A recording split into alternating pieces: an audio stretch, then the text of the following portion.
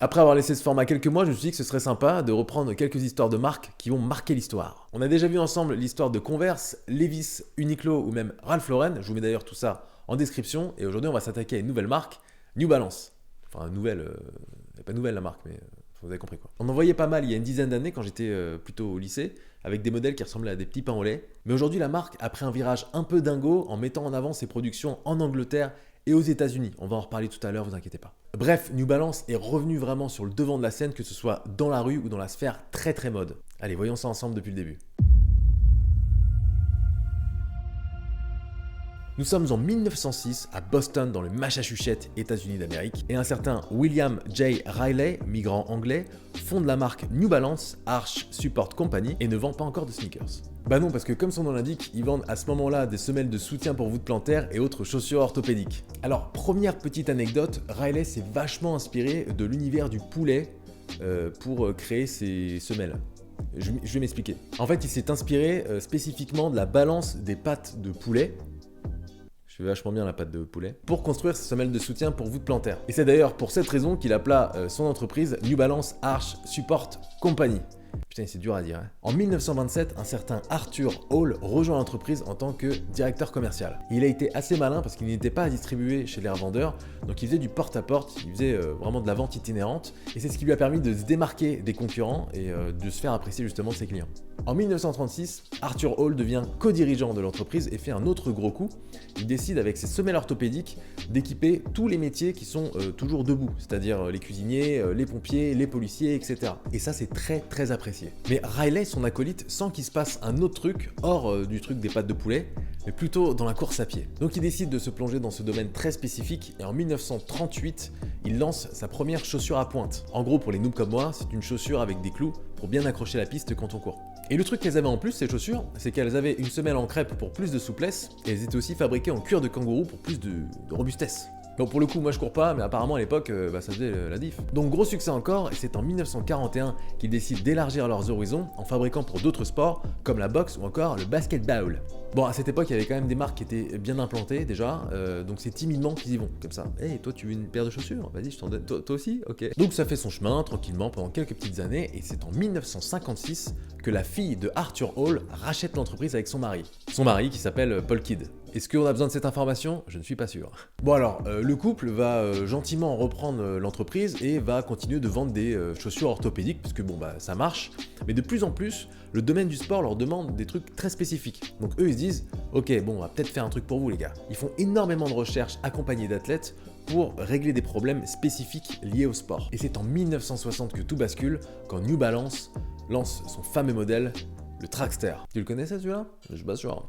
Et le truc incroyable avec le Trackster, c'était une chaussure de course à pied encore une fois, parce qu'il était spécialiste dans ce domaine, c'est que on pouvait choisir sa taille en longueur et en largeur, donc pour beaucoup plus de confort et surtout beaucoup plus de performance. Ce modèle c'est clairement une révolution et on peut dire qu'à ce moment-là, New Balance a dépassé tous ses concurrents dans le domaine du running. En 1972, le jour du marathon de Boston, le couple décide de revendre l'entreprise qui sortait entre 20 et 30 paires par jour avec 6 personnes employées à plein temps, donc c'était pas si énorme que ça, à un certain Jim Davis, entrepreneur de 28 ans.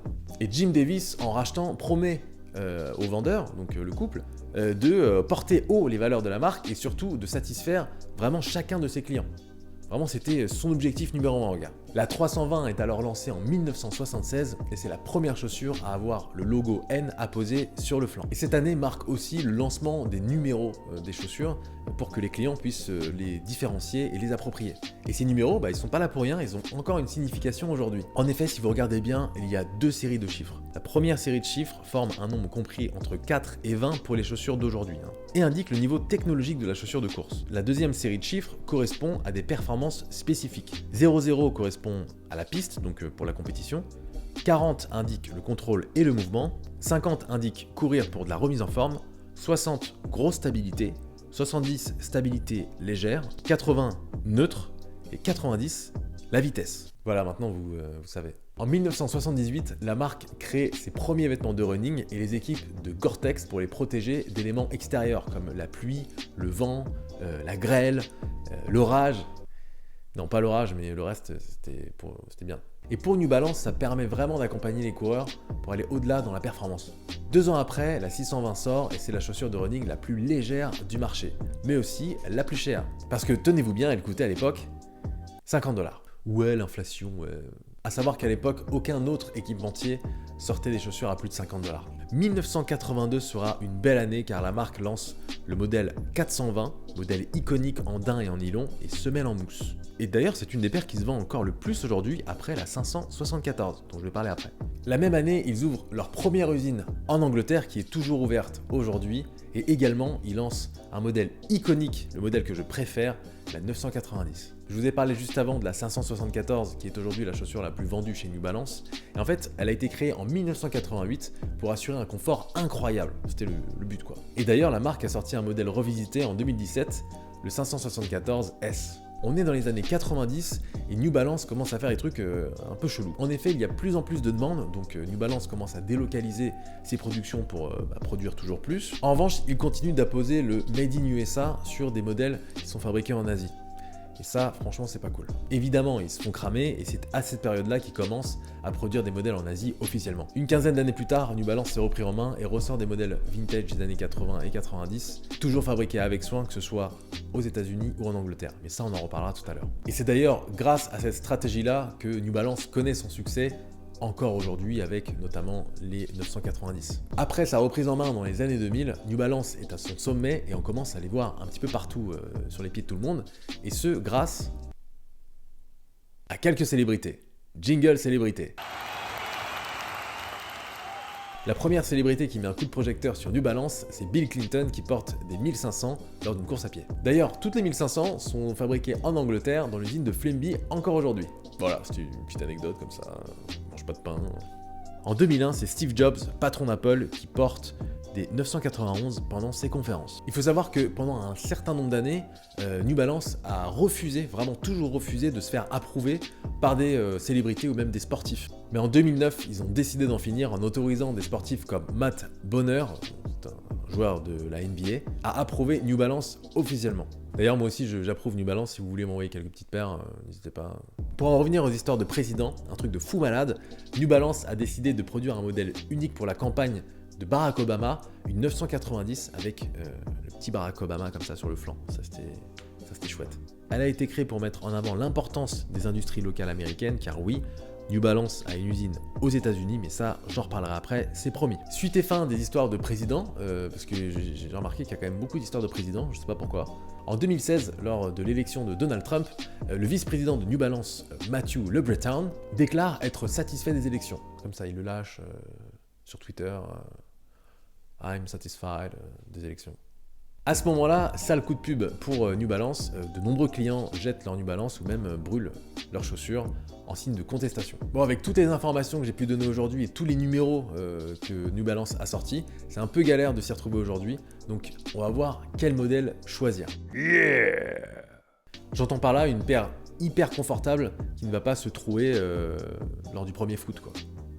Bon, il faut pas jouer au foot avec, mais vous avez compris. Alors personnellement, j'en porte depuis que je suis au lycée et j'achetais toujours mes New Balance dans des centres commerciaux. Et ça, c'était la pire erreur que je pouvais faire parce que je comprenais pas que New Balance fabriquait des modèles de plus haute qualité que les modèles que j'achetais habituellement. Donc si je devais retenir un seul modèle ou même deux modèles, ce serait la 990 fabriquée aux USA et la 920 fabriquée en Angleterre. Et faites le test chez vous, hein. Prenez une chaussure que vous achetez chez Foot Locker, chez New Balance, et une autre que vous achetez chez New Balance, fabriquée aux USA ou en Angleterre, et comparez le niveau de finition, et même le niveau de confort, ça n'a juste rien à voir. Que ce soit les empiècements, les coutures, l'épaisseur de la semelle intérieure, etc., tout est différent. Donc oui, ça en fait des chaussures qui sont bien plus chères, une 990 coûte à peu près 200 €, mais il faut savoir simplement ce que vous voulez, soit des chaussures qui vous durent une saison et que vous jetez tellement elles sont pourries à la fin, soit des chaussures qui vous durent plus longtemps et aussi beaucoup plus confortables que vous allez pouvoir garder des années. Je dis pas qu'il faut bouder les modèles qui ne sont pas fabriqués aux USA ou même en Angleterre. J'ai acheté par exemple cette paire il n'y a pas très longtemps et j'en suis très content. Elle va me durer plusieurs étés peut-être, mais en tout cas, c'est pas grave. Et si vous vous demandez comment reconnaître une paire fabriquée aux USA ou même en Angleterre, bah c'est simple, c'est marqué dessus. Voilà, je suis allé chercher ma paire de 990 et c'est marqué juste ici sur la languette. Regardez-moi cette beauté. Voilà, j'espère que cet épisode vous aura plu. Si vous êtes encore là, n'hésitez pas à me mettre en commentaire une marque dont vous voudriez connaître l'histoire. Et si vous aimez la chaîne, n'hésitez pas à vous abonner si ce n'est pas déjà fait. Moi je vous dis à bientôt. Ciao.